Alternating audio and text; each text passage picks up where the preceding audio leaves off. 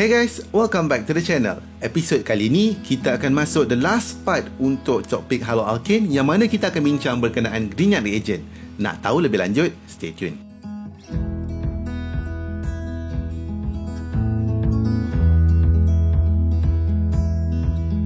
Hai, Assalamualaikum. Welcome back to the channel. As I mentioned earlier, episod kali ini kita akan bincang the final part untuk haloalkane, yang mana kita akan kupas berkenaan Grignard reagent. Grignard reagent ni adalah satu topik yang sangat penting sebab dia memang guarantee naik dalam PSPM. Okay, sentiasa naik dalam exam, tidak pernah miss. Okay, sebab dia boleh cover macam-macam chapter dekat sini. Okay, tapi sebelum kita tengok pasal Grignard reagent, kita tengok dulu apa objektif kita pada episod kali ini. Dalam episod kali ini, kita nak explain the use of haloalkane in the synthesis of Grignard reagent, and kita nak determine the structural formula of alkanes, alcohols and carboxylic acid prepared by using Grignard reagent. So, kita tengok dekat sini pun dia dah cover alkanes, alcohol, carboxylic acid and also haloalkane. 4 chapter dah cover dekat sini. Okay, so nak tak nak memang you kena master Grignard reagent ni. Okay, kita tengok itu. Macam mana cara kita nak synthesis Grignard reagent? Grignard reagent ni is actually known as the organometallic compound. Organo stand for organic. Okay, organo stand for organic and metallic stand for metal lah.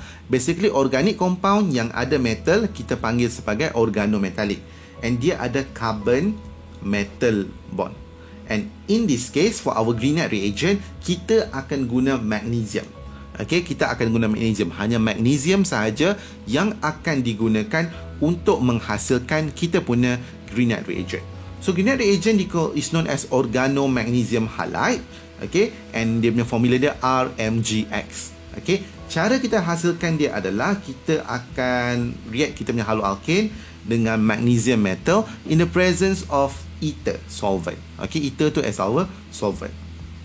So Grignard reagent ni sangat berguna sebab dia boleh digunakan untuk menghasilkan pelbagai jenis organic compound daripada satu simple haloalkane saja. Okay, so kita terus tengok pada synthesis of Grignard reagent. Okay, so kita guna RMG. Okay, sini mesti dry ether ya. Sorry, pembetulan sikit di sini, mesti dry ether.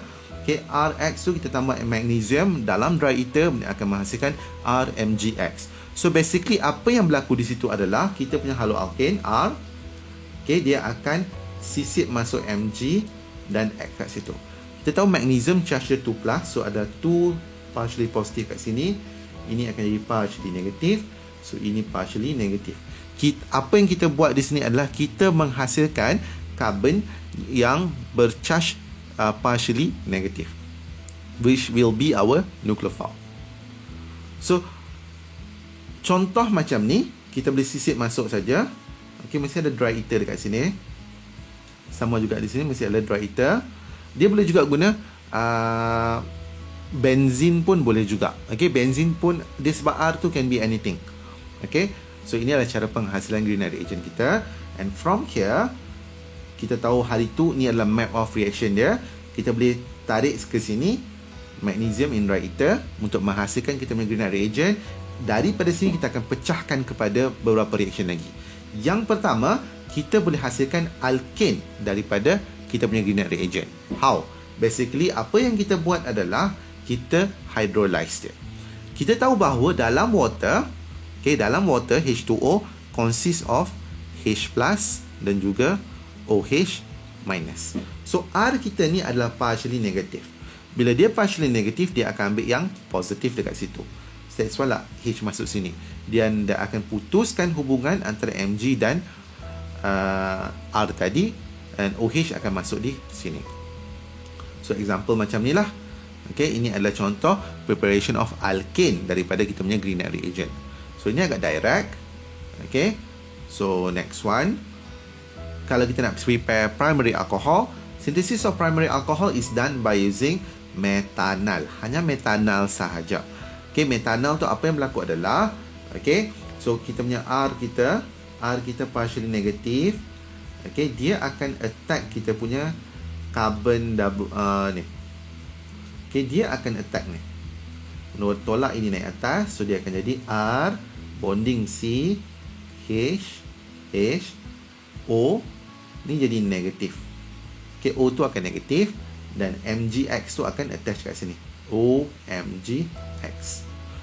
Lepas tu apa kita akan buat? Kita akan hydrolyze dia, barulah H akan masuk. Okey, ini untuk menghasilkan primary alcohol.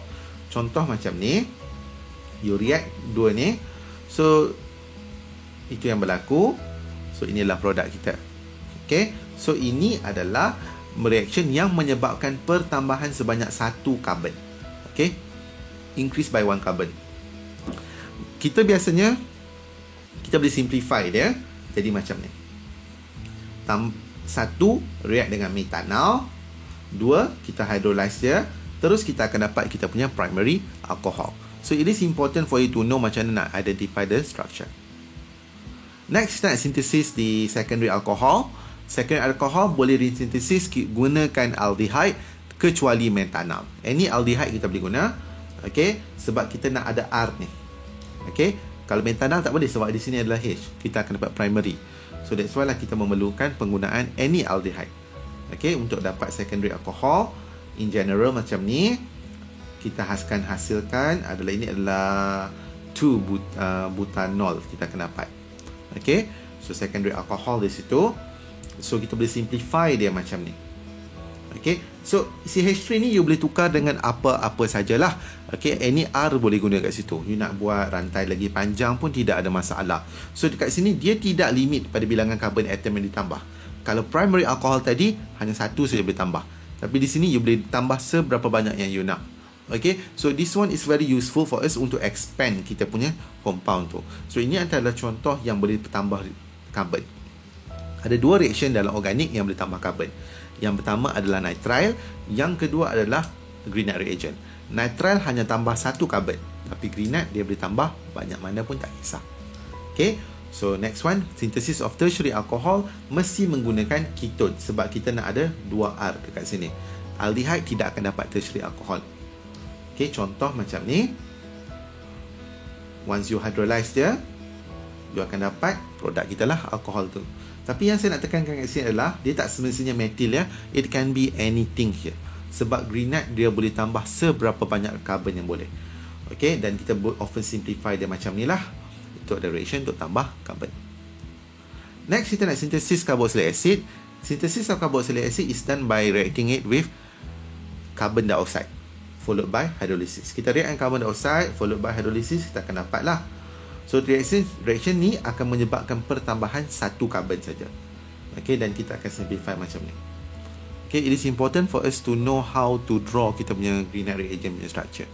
Okay, macam mana nak cari Grignard. Okay, macam apa yang nak menghasilkan dia. So ini tadi kita dah tengok. Okay, and from here kita tahu bahawa kita boleh hasilkan alkane, alcohol, primary, secondary, tertiary and also carboxylic acid. So this one is very useful for us to know lah. Okay, macam mana nak sintesis alkohol ke, nak sintesis carboxylic acid ke, and semua ni akan diguna pakai balik dalam chapter-chapter yang akan datang. So I really hope you enjoy this video. Video kali ni kita fokus pada introduction untuk Grignard reagent, and dia akan kembali berulang. Dalam chapter carbonyl kita akan tengok in term of reaction of carbonyl. Dalam chapter alcohol kita akan tengok in term of preparation of alcohol, and dalam chapter carboxylic acid pun kita akan tengok in term of preparation of carboxylic acid. Okay, try to understand Grignard dengan betul-betul. Try to do a lot of practice of it. Okay, with that, thank you for watching. See you next time. Assalamualaikum. Bye.